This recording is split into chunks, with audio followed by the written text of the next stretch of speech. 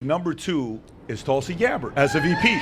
I was the only Democrat in Congress who did not vote to impeach Donald Trump. My country comes first. How could I, in good conscience, align myself with a party that at every step opposes freedom?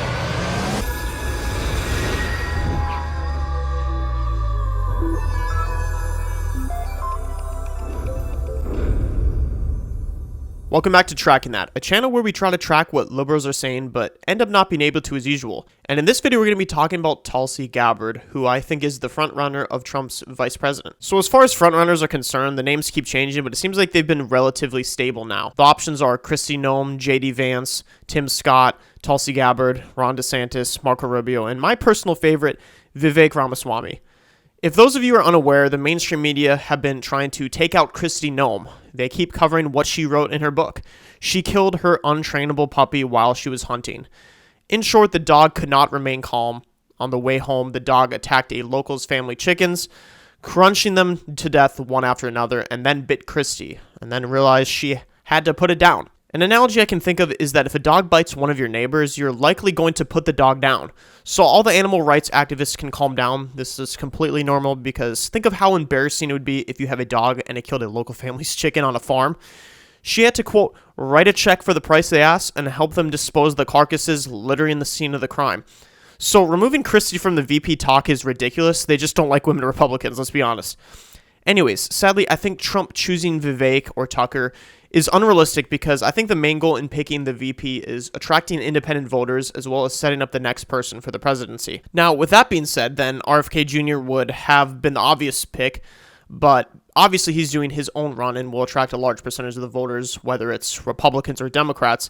But at the end of the day, with the other independent parties running, overall, I think the votes will even out and there will be minimal impact on Trump or Biden with their votes getting pulled out from them. And I personally would prefer someone that sets up a American First 2028 presidency for another 8 years, but, I can't get everything that I want in my life. So back to Tulsi Gabbard. She recently was on the PBD podcast, and PBD gave her betting odds on her being VP, and she was in second place. The first was Tim Scott, which I disagree, but whatever. And she didn't rule out not being in the running at all. Take a listen. If you pull up today's odds, this is what you'll notice. Today's odds shows number 1, Tim Scott. I believe number 2, today is Tulsi Gabbard as a VP. Okay? So, do you know something that the rest of us don't know about these? Just simple question. Go for it. This is news to me too, my friend. Is it really? I have not been to that website, and so I wasn't aware of what it was a few months ago, and certainly wasn't aware of what it is today. You can listen to her and clearly tell she wants to be vice president. She would be a much better pick over Tim Scott. I think she's more likable. She's female. She can say on the debate stage that she was a Democrat. She single-handedly took out Kamala Harris when she ran for president. Currently is an Army officer in the reserves. Is on podcasts all the time, which I think is the future of getting the message out because it subjects you to a long conversation so you can't BS a speech. And there's zero dirt on her. And one of the more important things is her stance on abortion. It's a moderate stance. I think this will be one of the main decisive factors for Trump because he knows abortion is such a big issue for voters, which is incredibly unfortunate because no one hates abortion more than me. I could complain about it all day on how disgusting of an act it is, but people have been misled on it and it's still a big issue and the stats don't lie. 34% of Americans believe it should be legal in all cases, 51% it should be legal in some, 13% illegal in all, and the rest have no opinion. This means most Americans believe it should be legal in certain cases.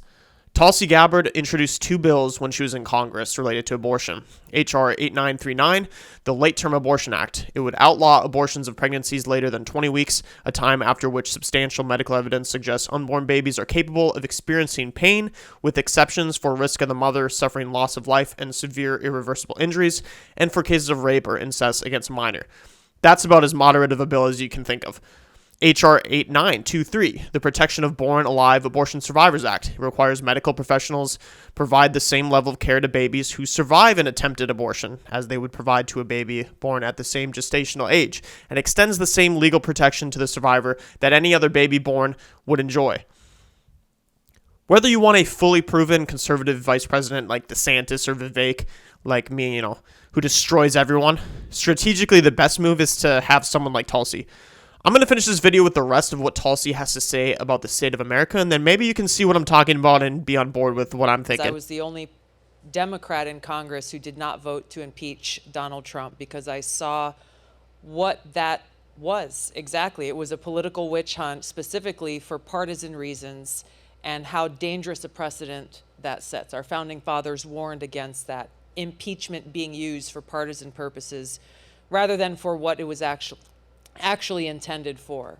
I never got into the kind of personal smears and attacks that the Democrats did against Donald Trump when he was president, because I felt that for our political discourse in this country, whether we agree or we disagree, we need to stay focused on the substance. A lot has happened in our country from then until now.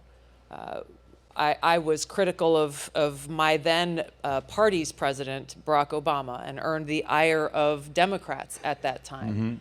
I've been known to be an independent thinker and a straight shooter.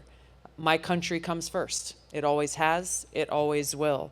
That's what motivates the decisions that I've made, and ultimately what drove me to leave the Democratic Party was how could I, in good conscience, align myself with a party that at every step of the way has become the party that opposes freedom, that completely derides the Constitution and throws it in the trash, doesn't believe that it's relevant to our country today.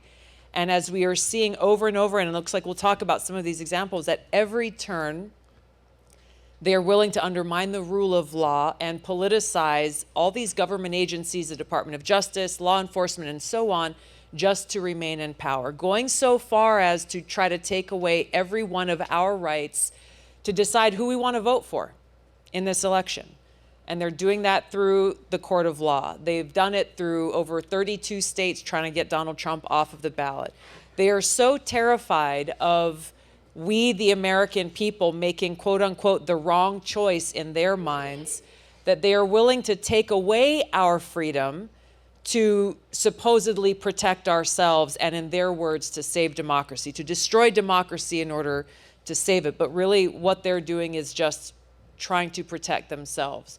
But it shows that twisted mindset, and we saw it in the Supreme Court ruling on that Colorado case with the Colorado ballot, when unanimously the Supreme Court said, no, the people decide elections. A court doesn't unilaterally get to decide who's allowed to be on a ballot and who's not.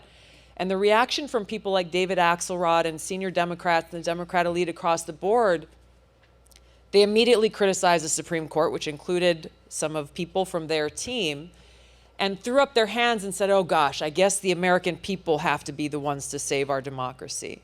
It shows that twisted mindset that I saw building over time throughout the time I was in the Democratic Party, and it got to a point where there was no way I could associate myself with them anymore.